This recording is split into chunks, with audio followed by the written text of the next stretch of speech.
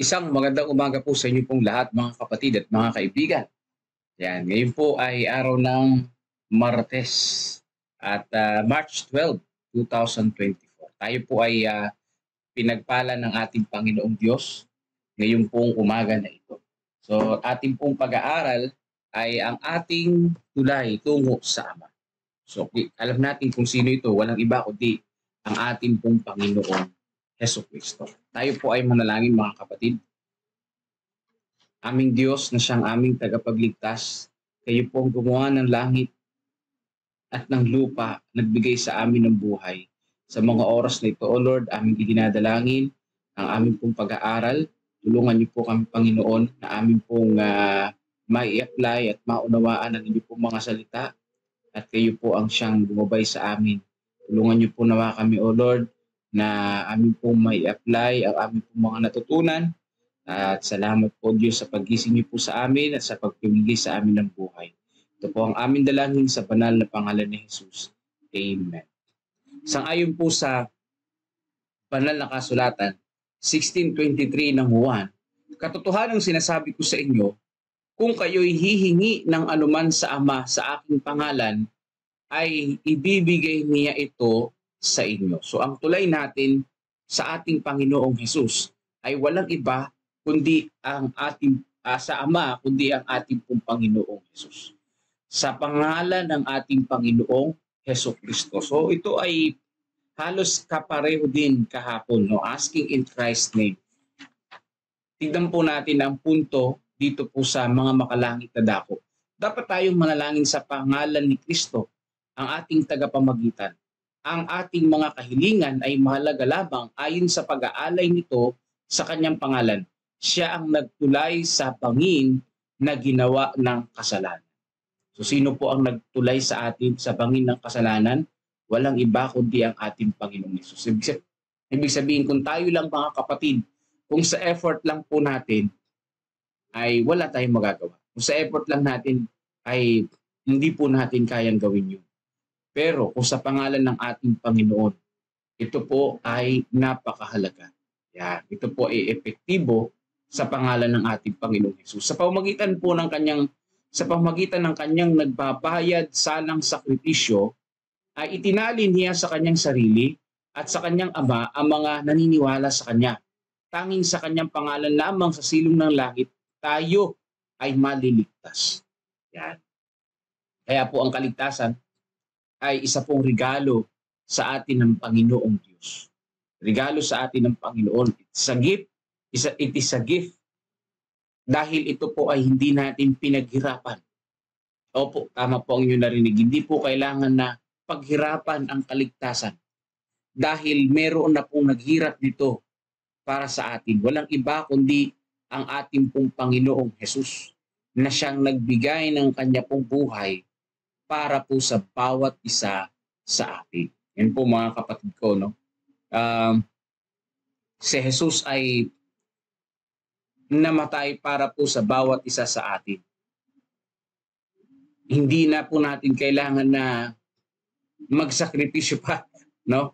Hindi na natin kailangan isumbat sa Panginoon. Hindi ba nanunumbat sa Panginoon? Nagsakripisyo pa ako sa iyo eh. Hindi po mga kapatid, hindi mo kailangan magsakripisyo para maligtas ka. Hindi, dahil si Jesus Christ na ang nagsakripisyo para sa atin. Hindi tayo dapat magpakapagod, ayan, sa pag-iisip ng ating mga kasalanan at pagkakamali. Kaya hindi na tayo magdarasal. Ang ilan ay napagtanto ang kanilang mga malaking kahinaan at kasalanan at nang lulumo. Dito po mga kapatid, ano? Kailangan natin ng pagdarasal para tulungan tayo na manalangin, manampalataya sa Panginoong Diyos. Na tayo ay malampasan natin yung pong mga kahinaan, yung panlulumo ng buhay. Nandulumo tayo na, Panginoon, baka hindi ko kayang, baka hindi ako maligtas dahil sa ginawa kong kasalanan. Hindi po. Meron pong isang nagpastor dun sa MVC, na siya ay talagang kriminal. No? Bayaran siya sa Mindanao. Bayaran. Sabihin na killer siya, gunman for hire. Nagpastor siya at nagbago nga talaga siya.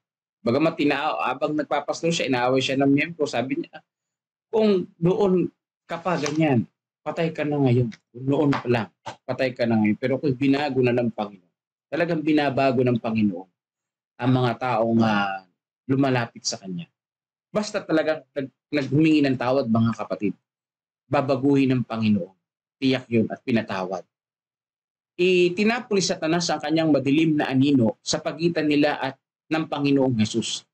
Ang kanilang nagbabayad salang sakripisyo, sabi nila, walang silbi sa akin ang manalangin. Ang aking mga panalangin ay may halong masasamang kaisipan, kaya hindi ito diringgin ng Panginoon. So dito po, mga kapatid,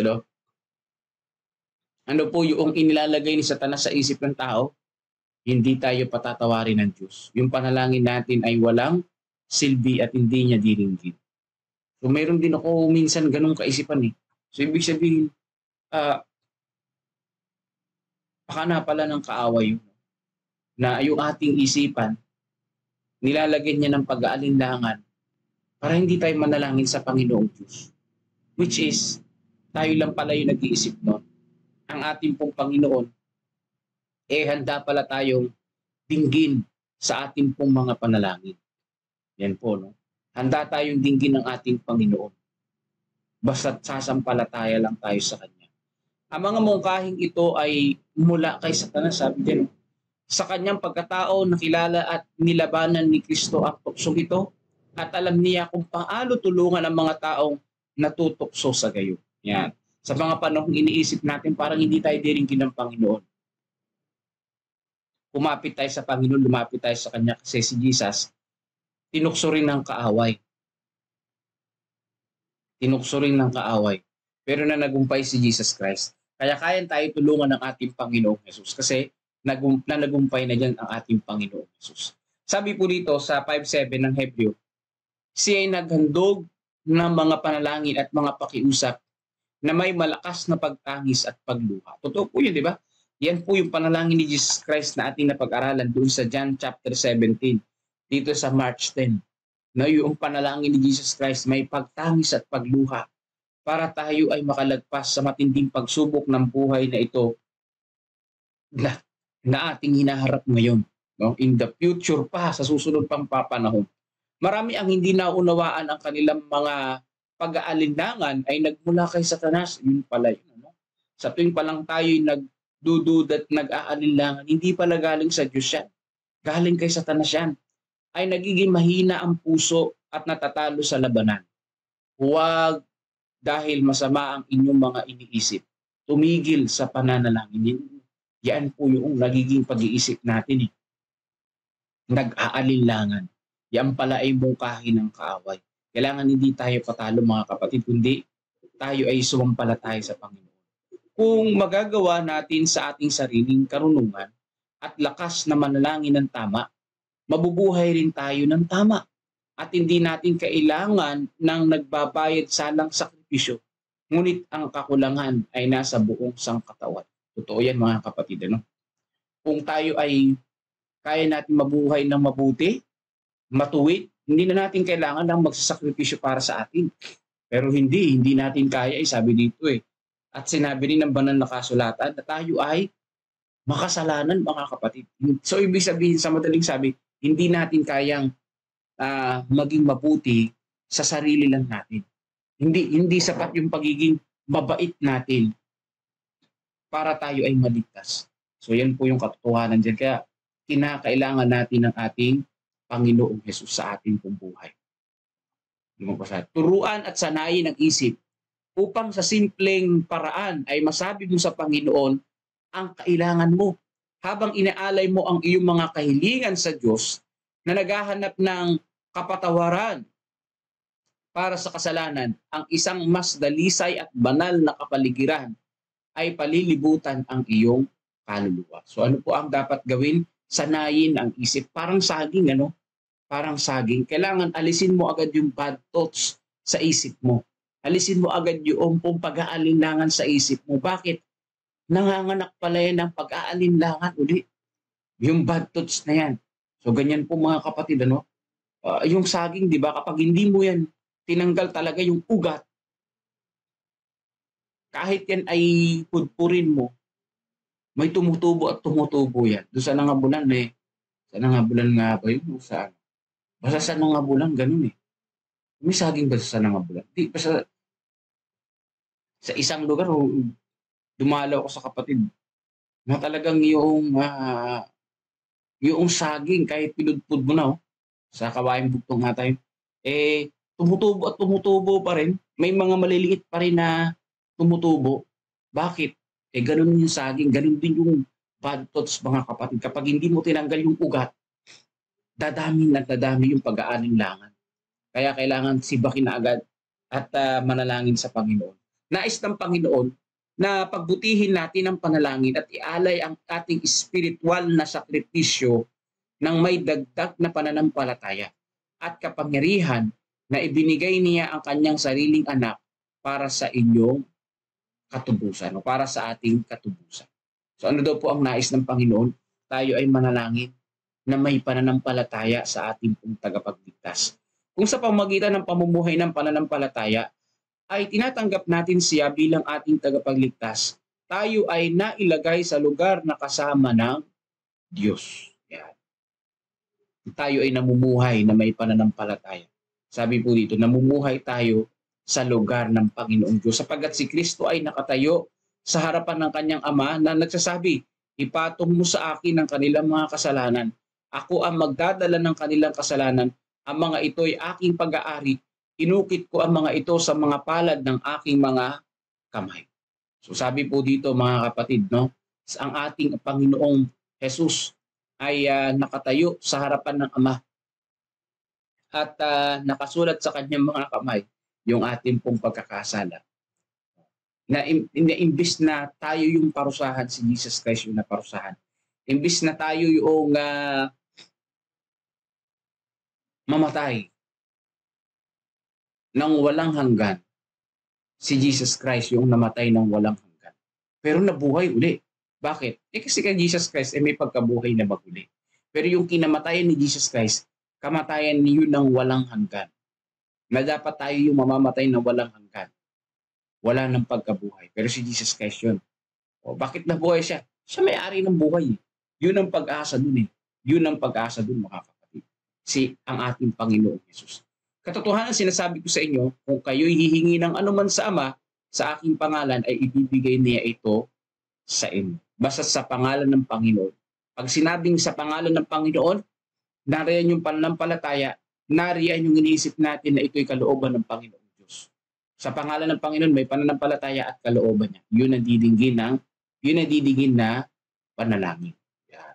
Kaya ibig sabihin ng panalangin, total dependence sa ating pong Panginoong Diyos. So ngayon ay tayo ay mananalangin mga kapatid sa pangunguna ni Brother Melvin.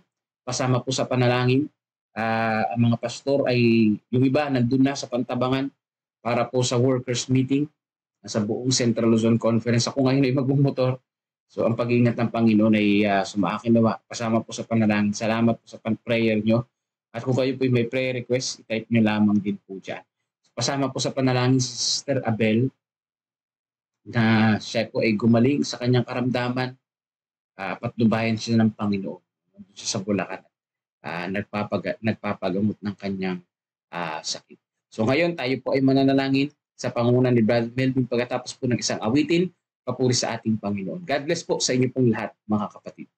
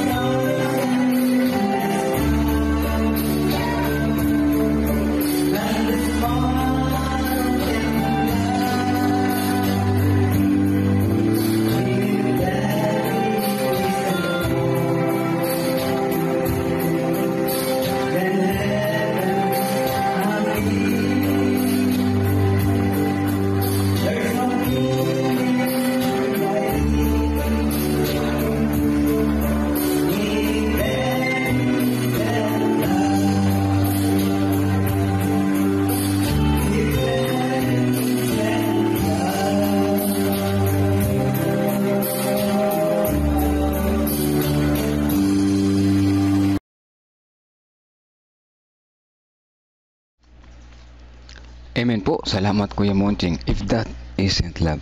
Yan po. Salamat sa pag-share ng awit po sa ating devotional. Pinili ko yan kasi alam ko ng pag-ibig ng Panginoon ay tunay na sumasa atin anuman ang ating kalagayan sa mga ng ating karakter. Ano po, siya ay may ibig pa rin sa atin. Praise the Lord. Ano po, ayan, sabi ni Pastor, ang ating tulay tungo sa Ama. Aking tumatak sa akin dito yung ating pag-aalinlangan. Yan ay nanggagaling sa Panginoon, ay sa Panginoon sa kay Satanas ang ating pag-aalinlangan. At kaya dapat ayun pala, parang saging nga naman daw nanganganak ng isa pang pang-aalinlangan. Tama nga naman, ano, pag tayo may pag-aalinlangan tapos nakaisip tayo ng parang posible na better na gawin, nagkakaroon ulit ng another alinlangan. Hindi talaga makakontento, no? So para mawala ang ating pag-aalinlangan, kay Jesus tayo magtiwala. Siya dapat ang ating pagkatiwalaan. Ano po? Always remember, sabi nga, ano, si Jesus ay namuhay din dito sa lupa. Tinukso din siya kagaya natin. Ngunit nakita natin na siya ay nagtagumpay. Kaya sa tuwing tayo mag-aalinlangan, isipin lang natin si Jesus na nagtagumpay nung siya nandito sa lupa. Kaya tayo ay dapat na magtiwala sa Kanya. Ipagkatiwala natin sa Kanya kung ano man yung ating pinag-aalinlanganan, at siya ang ating magiging tulay patungo sa Ama. Hilingin daw natin yung ating mga panalangin. Lahat lang gusto natin hilingin. Hilingin natin at ito ay ating hilingin sa pangalan ng ating Panginoong Hesus na ating tagapagligtas. At yan ay siguradong makakarating sa Ama. Salamat po, Pastor. Ano po?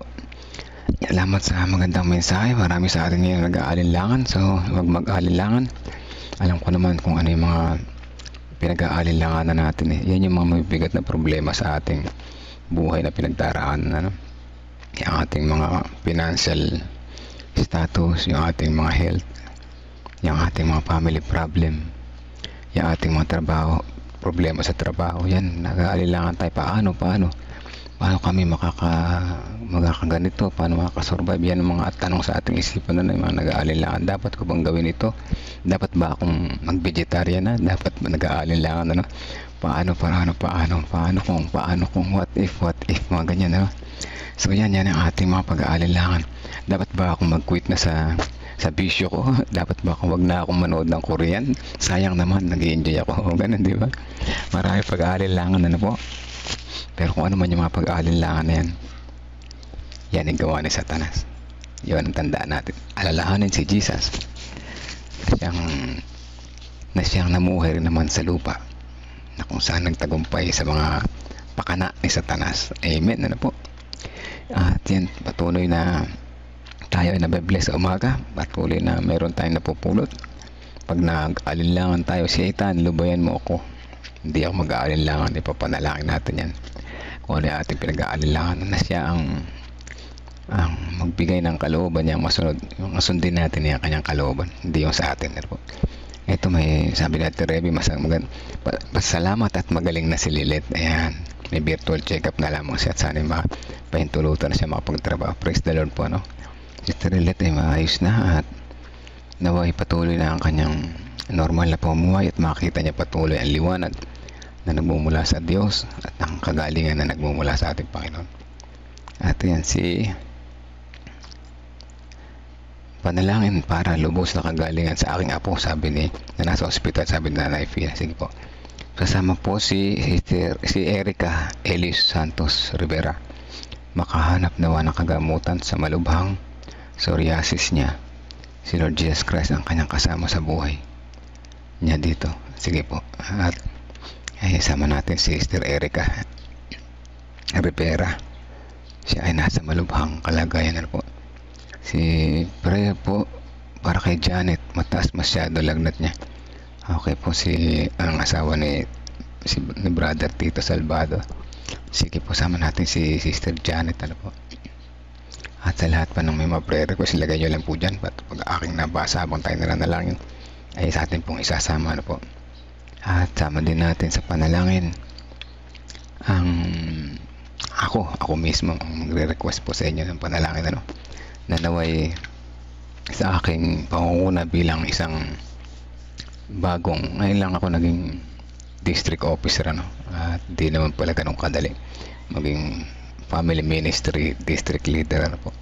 So hindi lamang yun sa district, pati sa church ay ako din ang family ministry leader. Hindi ganun kadali ang katungkulan na iniginawad sa akin, ngunit magiging madali at makakayanan sa tulong ng Panginoon. Sama niyo po ako, mga kapatid.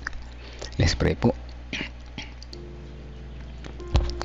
Amang banal na makapangyarihan sa lahat, kami po ay lubos na nagpapasalamat sa panibagong buhay, panibagong kalakasan, another day, another time, another chance na kami makapagbago na aming karakter, another day na kami ay magkakaroon ng panibagong buhay, makikita ang inyong liwanag, another day na natanggap namin ang magandang mensahe sa umaga na ito, na kung saan patuloy nyo kaming kinigising sa aming pagkakatulog.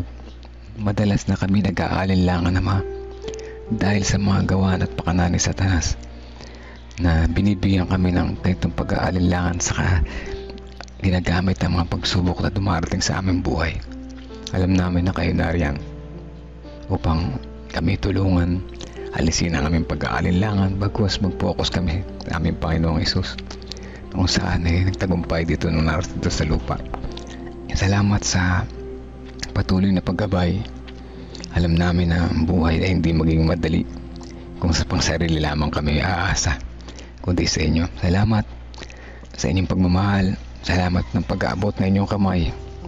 Tunay na ramdam po namin ang inyong pagmamahal.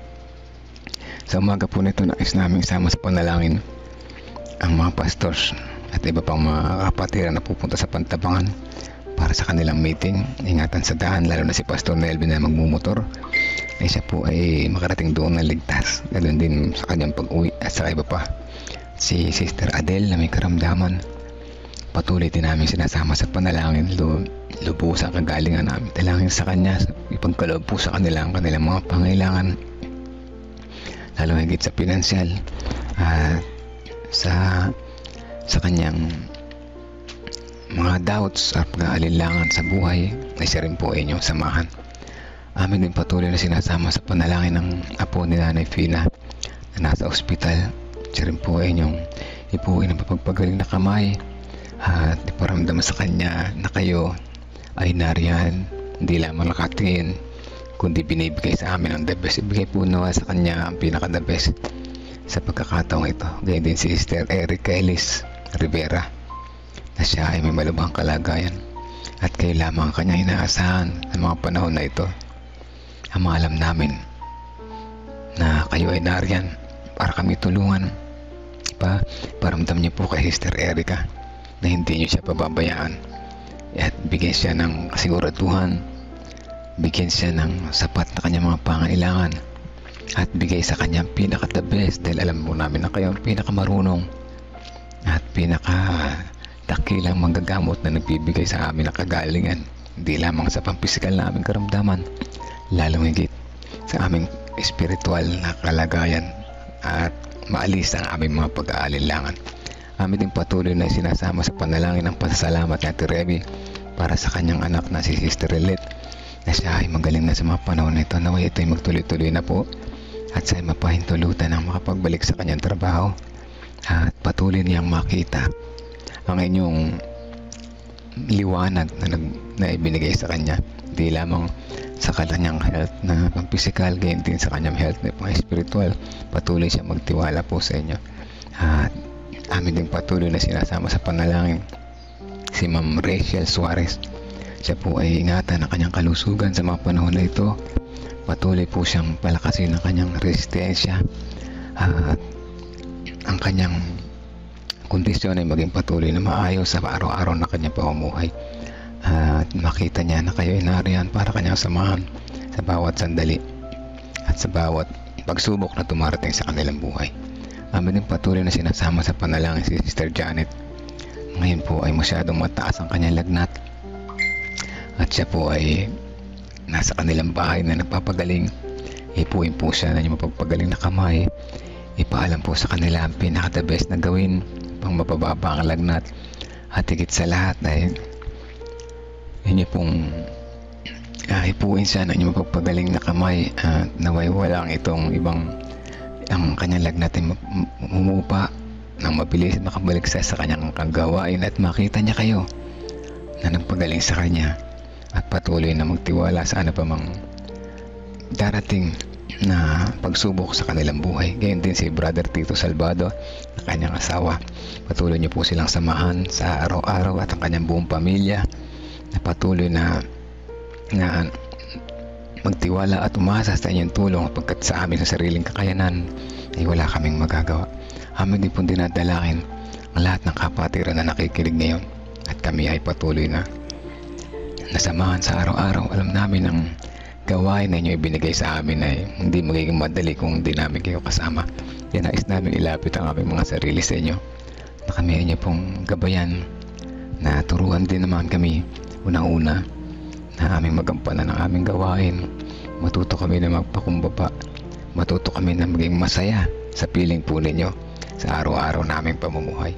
At sa pagpapatuloy nais namin isama sa panalangin na iba pang may mga karamdaman at ang iba pang mga nasa aming prayer request, ang kalusugan ng bawat isa, pamilya na nandito ngayon, si Sister Ana Rosbel Hermino sa kanyang kalagayan. Patuloy niyo po sa bigyan ng kaginawahan to lubos na kadalingan at the best na alam po ninyo na alam namin na ibibigay niya sa kanya ay amin pong inaasahan at comfort sa kanyang pag-iisip, sa kanyang buong pamilya, sa kanyang status ng kahalagayan ng kanyang kalusugan sa mga oras na ito. Ngayon din ang good health sa mga anak ni Sister Midin Peligro Kotaw na sinahara and Cory. Ngayon din sa kalusugan sa pamilya ni Ate Milen at ang kanyang mga anak at apo. Kalusugan din sa family ni Sister Rose Cres Encarnado, Sister Dang de la Cruz, sina Kuya Bobby, Ate Lorna, ganyan din ang kanyang buong pamilya, mga anak na malalayo sa kanila at ang kanyang mga apo. Pagpalain din po ang kanilang hanap buhay na pinagkakitaan. Nawa ito'y maging sapat palagi sa kanilang pangailangan at ganyan din dalangin din namin ng mga kapatiran sa mga bawat iglesia dyan sa San Leonardo, sa Kawayan Bugtong, na patuloy kami maging matatag. Alam namin maraming pagsubok na dumarating sa aming buhay. Nawa ito ay huwag makasira bagkus magpatatag pa sa aming pananampalataya. At alam namin na nagbibigay ng mga pag-aalinlangan sa amin ay walang ibang aming kalaban na si Satanas. Ay amin nawa itong maliwanagan sa bawat araw. Bagkus itong mga pag-aalinlangan ito ay aming alisin sa aming buhay sapagkat ito hindi makakatulong sa amin. Andun amin din sinasama sa panalangin mga Bible students ni Conrado Generoso Cando. Naway one day na makasama niya kanyang buong pamilya nagsasamba, nagpupuri sa inyo sa banal na araw na inyong ipinagkaloob sa amin. Amin kayo din ang family ni Sister Mike and Martha Mamaril at family Tata Cesar Heidi De Leon, kasama na sina Christopher, Kenneth, Empo, Hazel at Harold. Kayo din ang recovery at kalakasan Pastor Alex Rigor, Ate Gigi Concepcion, Gregorio Santini, Tatay Pentong, Kuya Mike Pablo, Kuya Jerry Bourbon, Ma'am Sheila Kasamurin. Kagalingan din sa mga may karamdaman na patuloy na nagpapalakas sa bawat araw, Sister Tina Santos, ang anak niya na ganoon din na may kalagayang pangkalusugan at siya rin ay umaasa lamang sa inyo sa mga panahon na ito sa mahirap na buhay na punong-puno ng pagsubok. Samahan niyo po si Sister Tina Santos na siya ay patuloy na maging masaya pa rin sa piling po ninyo at sa kabila ng mga pagsubok na sunod na pagsubok na dumarating sa kanyang buhay, makita niya ang liwanag, makita niya ang inyong pagmamahal.